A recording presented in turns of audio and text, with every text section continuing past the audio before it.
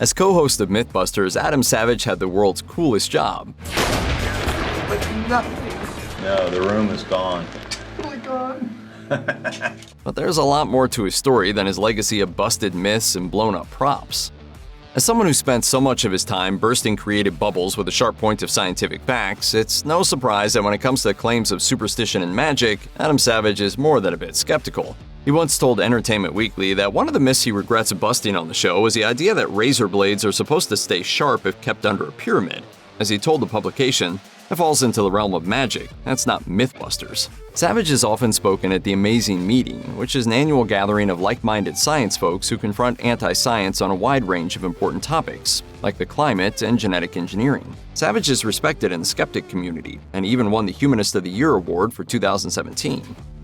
Everyone has a weakness, even superheroes like Captain Skeptic, aka Adam Savage. If you watch the self-hypnosis episode of MythBusters, you'll already know the phobia that's capable of bringing him down, apophobia, which is the fear of bees. Savage's fear of bees is serious enough that he volunteered for an experiment to spend a week listening to a self-hypnosis CD, which was supposed to help him relax when confronted with his yellow and black nemesis. Even after letting the CD do its thing, Savage's stress level and heart rate still rose considerably in the presence of the dreaded honey purveyors. So not only did the team bust the myth, they also proved an indisputable fact. You will never find Adam Savage anywhere near a beehive. Throughout his career, the former MythBusters co-host has built things, blown things up, and built more things, so he can blow them up. Some people may desire to keep their work at work, but building things is Savage's passion, even bordering on an obsession. Back in 2010, for example, the Savages were house shopping when they discovered a 4-bedroom home in San Francisco. Most house shoppers get a tour, snap a few pictures, and maybe even take another virtual tour online if they're feeling fancy. But Adam Savage, armed with some blueprints, some foam core, and a why-not attitude, got to work building a scale model of their potential new home. Explaining his thought process to the Wall Street Journal, Savage kept it simple, saying, "I built it so we could obsess over it." If you wanted to find out where Adam Savage's interest in building came from, you wouldn't have to look far up the family tree. Adam's father, Whitney, was a painter, filmmaker, animator, and apparently an obsessive costume maker. When Halloween came around, father and son used the opportunity to get in the workshop and put everyone else's costumes to shame. For example, when Adam was in high school, the pair built a suit of armor out of roofing aluminum, complete with 700 rivets. Savage wore the armor to school and was surely the envy of all his classmates, right up until he passed out from the suit being too hot. The unconscious young man inside the Mighty Knight costume had to be hauled to the nurse's office. Sadly, while Adam survived the heat exhaustion ordeal, the costume did not survive an overzealous summer cleaning after it had been stored in the art room at school. Zeal, the principal of the high school, went into the art room and threw out everything that was stored there. And so I lost that suit of armor.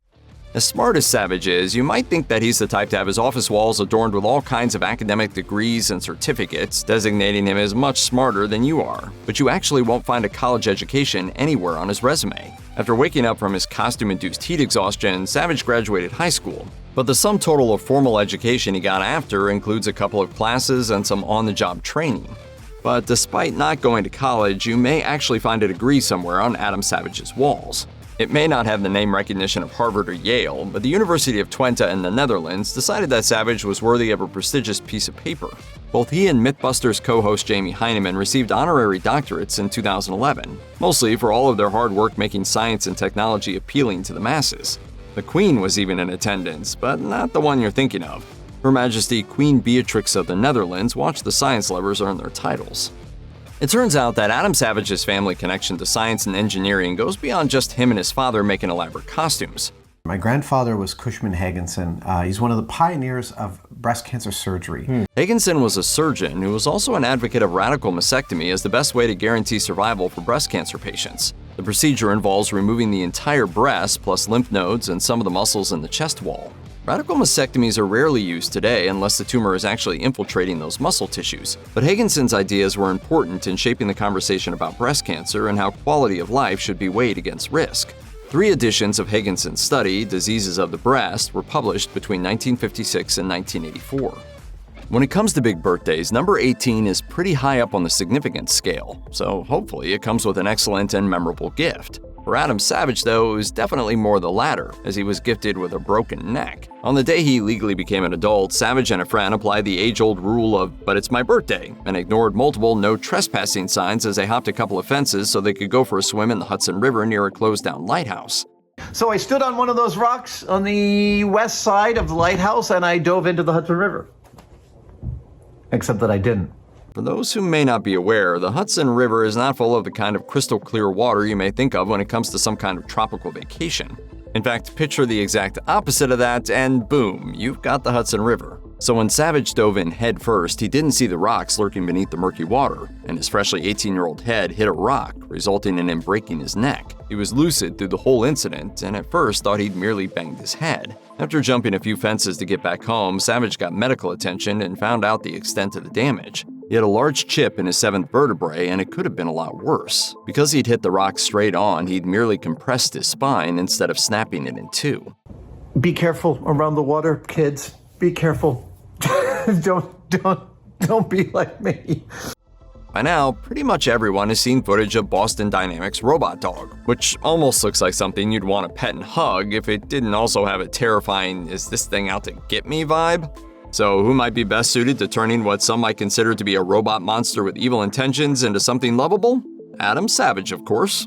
The plan was for Savage to develop custom hardware and software for the mini version of the robot, which weighs around 55 pounds and can run for up to 90 minutes on one charge. But at a certain point, Adam knew he had to tackle the whole "that robot thing gives me the ick" problem. Look, it's undeniable that a lot of people look at this guy and they think it's a little bit creepy. In one tested video, Savage tried a few different ways to make the robot appear a bit less like it was eventually going to take over the human race, using one attempt to add a cardboard head, rabbit ears, and a giraffe neck. It's up to you whether it worked or not, but Savage's enthusiasm for the weird little bots was almost enough to lift the sinister veil. At the very least, he made himself a quality candidate to be spared in the robot uprising.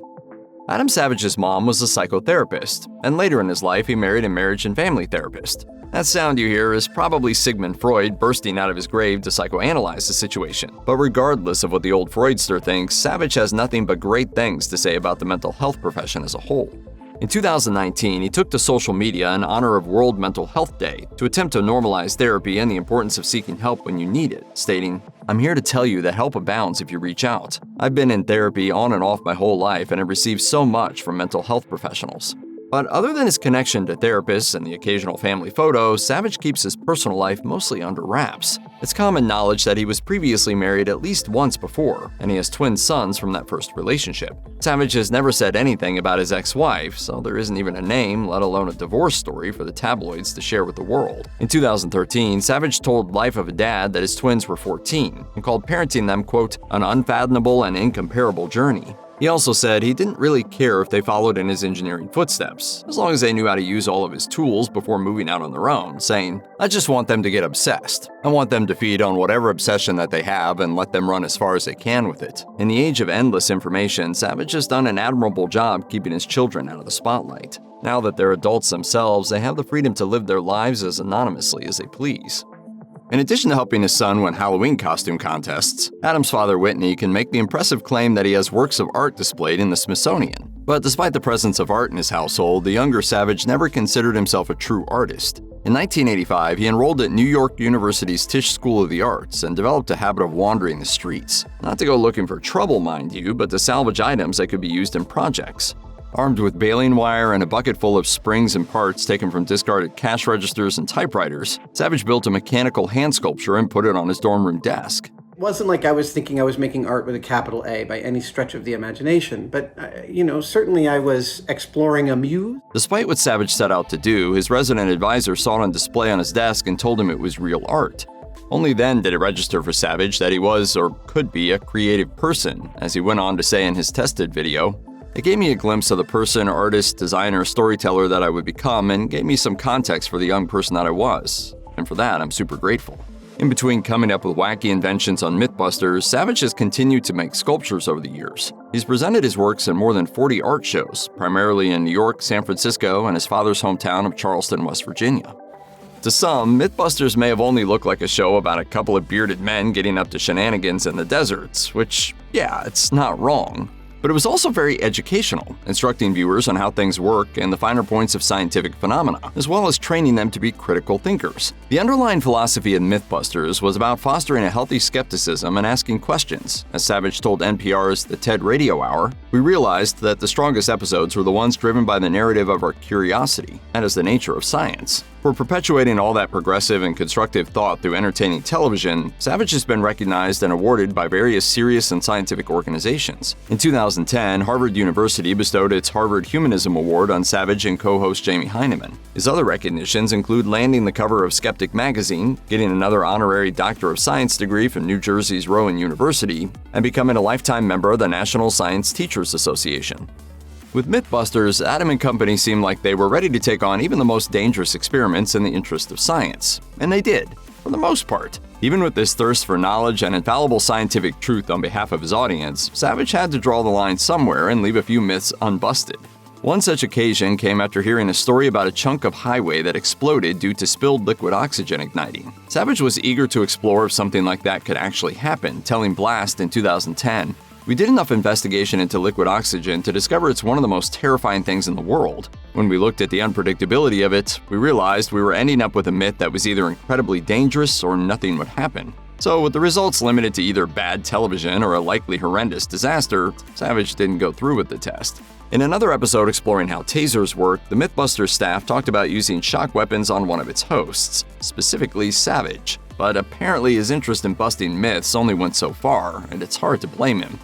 As he recalled to Blast, "It was obviously going to be me who was going to get tasered. The question was whether or not I would agree to do it, and I took a long look at it and decided I didn't want to do it." In the late 90s and early 2000s, robots fighting each other on TV was a surprisingly common occurrence. On these shows, teams of engineers got together to make remote-operated robots out of common materials, and then put them in a battle ring to slam them into each other until one was destroyed. It was on this circuit that Adam Savage honed the skills that would serve him very well on MythBusters, and where he also worked in a high-profile capacity with future co-host Jamie Hyneman. In the mid-1990s, Savage and Hyneman devised and built a fighting robot they named Blendo. Consisting primarily of a 5-horsepower lawnmower engine fitted into a walk and enveloped by a steel ring of blades, it spun at 500 RPM and raced around at 80 miles per hour.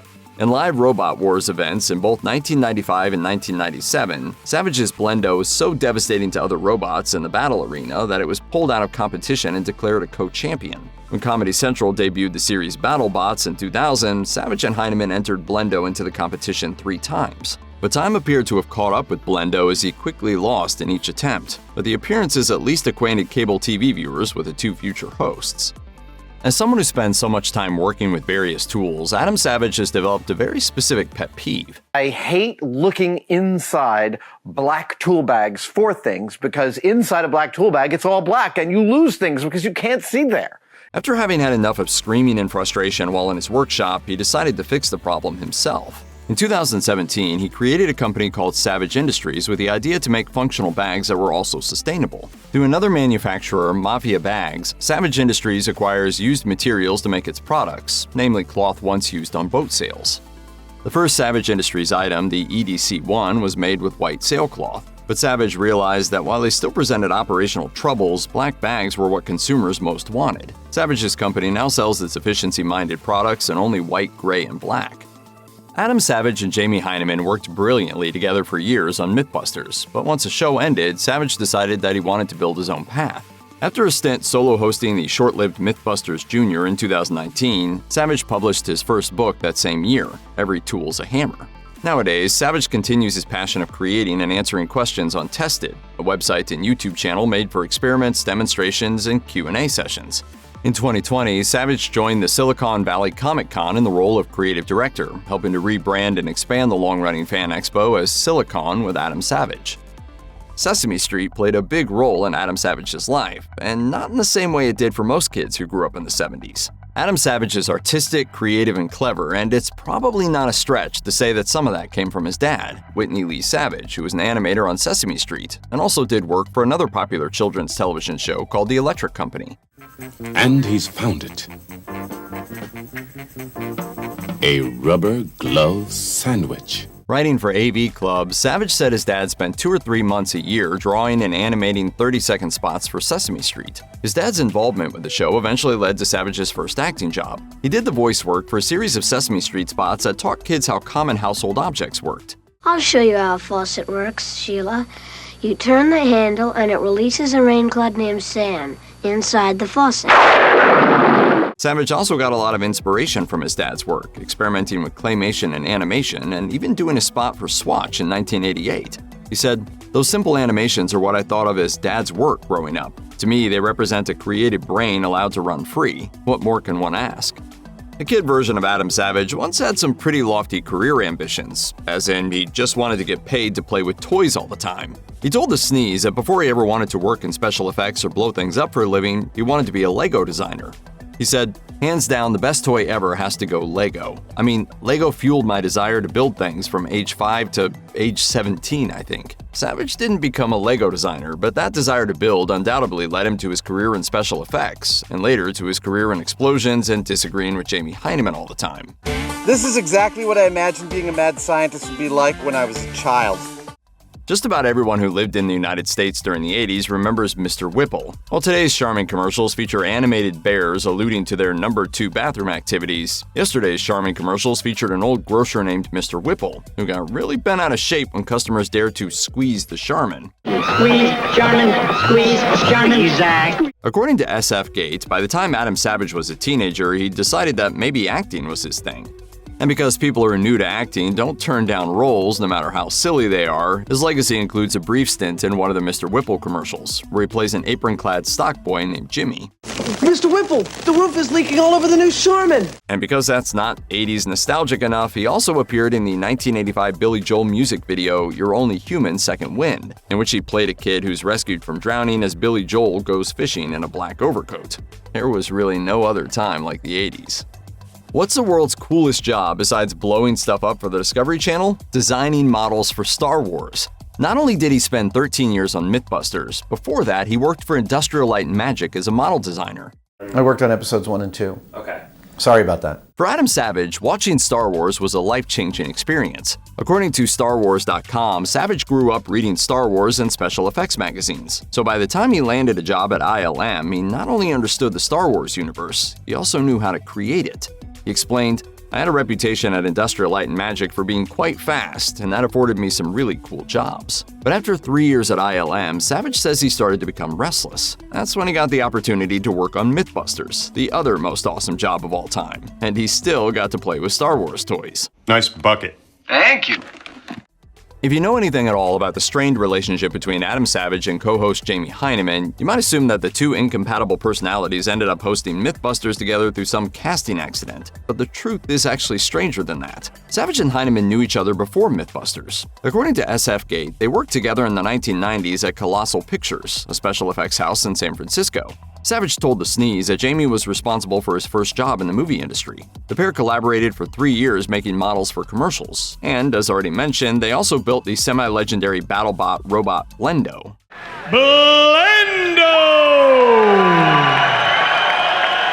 In fact, it was Hyneman who first called Savage about doing MythBusters. Hyneman had been approached by the show's creator, but didn't think he was interesting enough to carry the whole show on his own. So he called Savage, and thus began one of the most antagonistic co-host relationships in the history of television.